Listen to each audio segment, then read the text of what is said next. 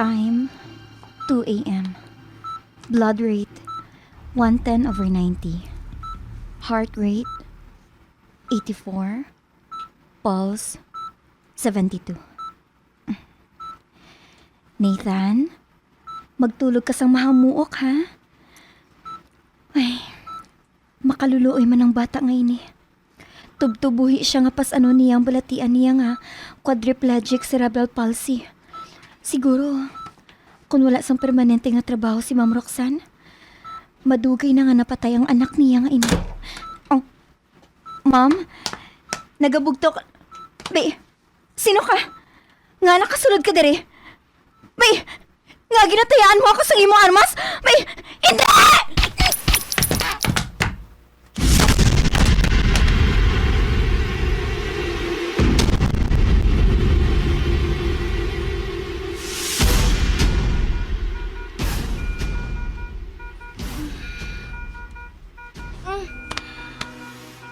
Anong gahod niya, ina? Hindi. Alarm ina sang ventilator ni Nathan. Diyos ko, mabangon ako. Tanawon ko siya sa iya kwarto. Nga wala ako gipahibala sang nurse nga nagabantay sa iya.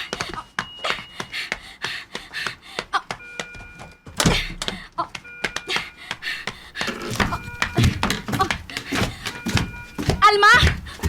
Alma! Ano nataba kay Nathan? Nga anak... Oh!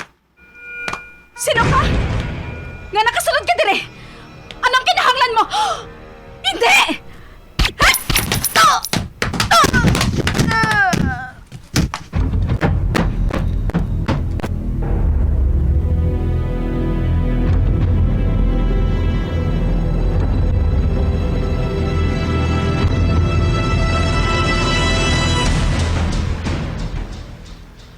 Tatlo ka personang nasapuan patay sa sulod sa balay. Sang primero nagpati nga itong mga alagad sa kasaguan nga pagpangawat ang motibo sang krimen. Apang sa palayo nila nga pag-imbestigar, ila na tugiban nga may badalong galing ang kabangdanan sa likod sining makasilig ni nga krimen diri sa aton palatuntunan. Central Precinct! Kag aton ini pagatiguluhan Alibay!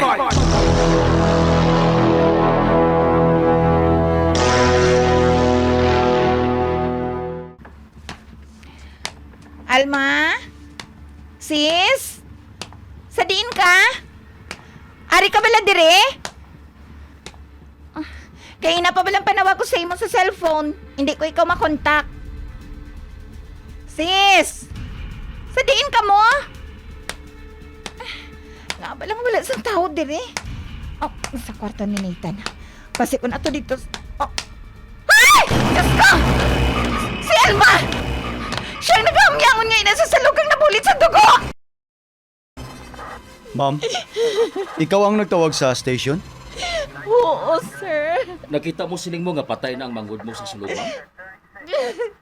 Oo, sir. Dali-dali na yun ako nga nagtawag sa inyo. Sino ang upod sang manghod mo mga naga-star sa balay ngayon eh? Ang bata niya nga may cerebral palsy. Kag ang private nurse niya, sir. Maluoy ka mo. Kantuin ninyo sa sulod ng inablos ko. Arang kwarto niya sa idalom, sir. Hindi siya makabangon. Partner, magtawag ka sa headquarters. Magpangayo ka sang backup. Kay sudlon kong balay. Okay, partner. Maghalong ka. Base kung ara pa si sulod ang nagbuhat sini. Okay, partner.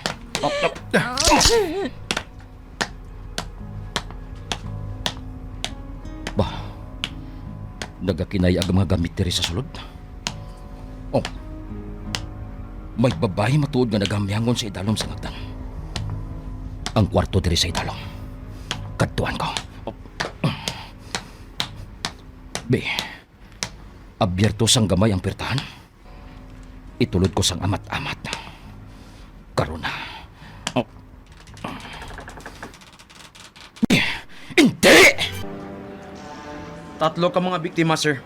Si Mrs. Roxanne Pineda, manager sang isa ka bangko. May tatlo kaigo siya sa bala sa ulo, sir. Ang ikaduwa naman, sir, amo si Alma Cruz. Isa ka private nurse. May tatlo man kaigo sang bala sa nagkakalinlain nga parte sang lawas niya.